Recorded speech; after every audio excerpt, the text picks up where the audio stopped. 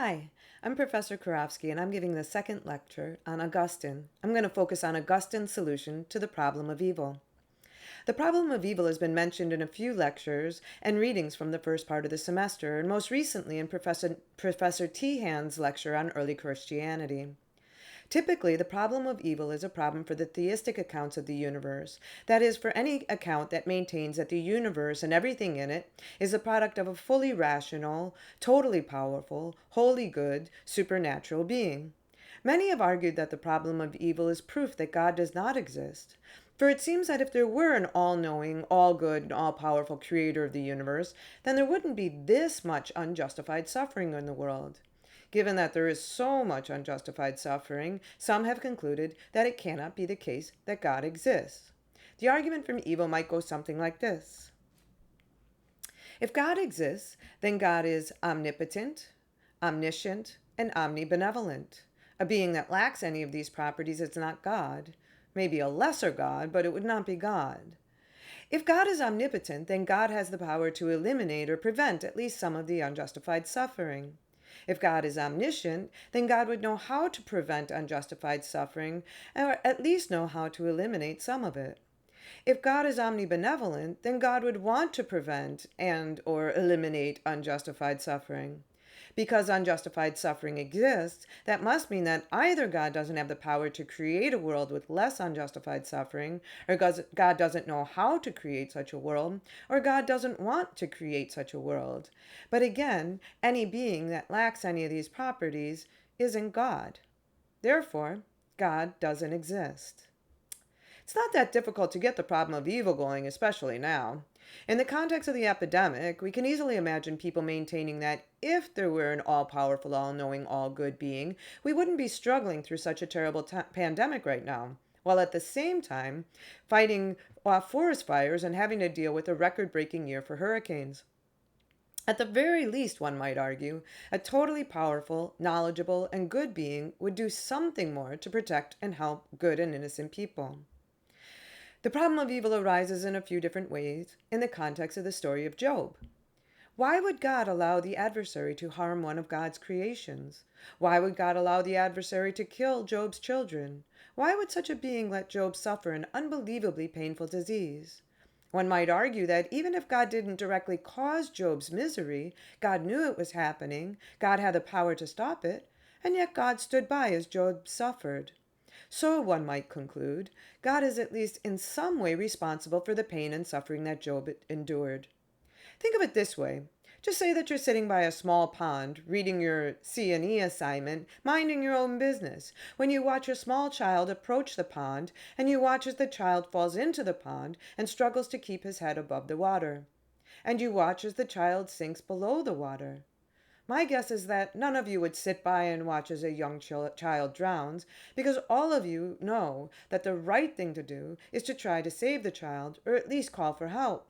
It just doesn't seem that anyone who doesn't try to save the child is responsible for the death of the child in some way, even though they didn't directly cause the child to drown. But because they could have done something to prevent the child from drowning, we seem to hold them responsible.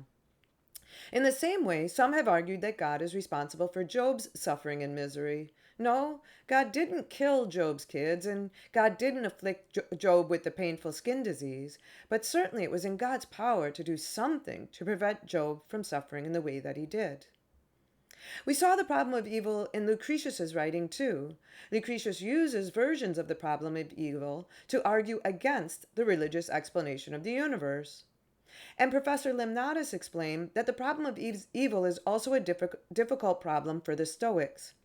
For if it is the case that everything that happens in the world was predetermined by God, then everything that occurs in the world seems to be the result of God's doing, and that would then include any evil. But, and again, if God is all good, why would God design and create a world that has this much evil and unjustified suffering in it? And now, as we turn to Augustine's Confessions, we can see that he is very much troubled by the problem of evil and how to explain unjustified suffering in the world. The attempt to find an adequate solution to the problem of evil is perhaps the key reason why Augustine moves from one belief system to another and from one religion to another. Augustine writes in the Confessions that he always believed in God, but at least in his younger years, he just wasn't quite certain what God is.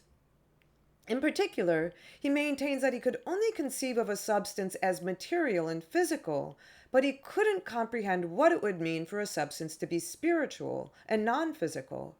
He seemed to have always believed that God is good, but he was dealing with some personal crises, and in particular an overactive libido.